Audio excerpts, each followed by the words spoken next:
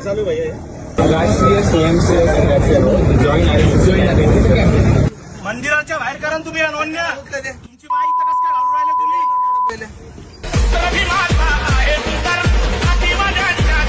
RSSच्या नोंदण्या तुम्ही विद्यार्थ्यांना घेता काय तिकडं?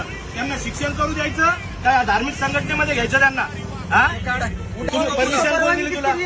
परमिशन कोणी दिली?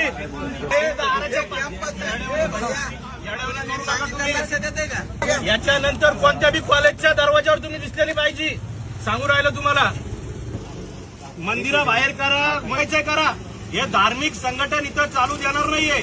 विद्यार्थ्यांना शिक्षणासाठी बनलेलं कॉलेज असतं, तिथं येऊन तुम्ही धर्म शिकू नका त्यांना. इथं तुम्ही दिसलेली पाहिजे. कुठं सांगू लागलो तुम्हाला, विद्यार्थ्यांसाठी काहीतरी काम करा. कॉलेजचे यांना परमिशन दिली का तुम्ही? उद्या टपरी टाकू देता का तुम्ही? हे टपरीपेक्षा घातक मी शिकू लागले माहिती तुम्हाला.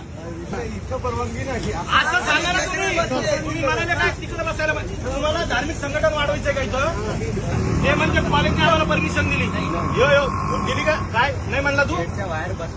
टपरी लागण इथं दारू विकते. हे विष त्याच्याहून घातक विषय हे RSSचं विष त्याच्याहून घात. मग हे कसं काय बसतं इथं? हे बसलं कसं काय इथं? हे इथून घेऊन जा तुम्ही. या देशामध्ये RSS वर 4 वेळेस बंदी आलेली सर.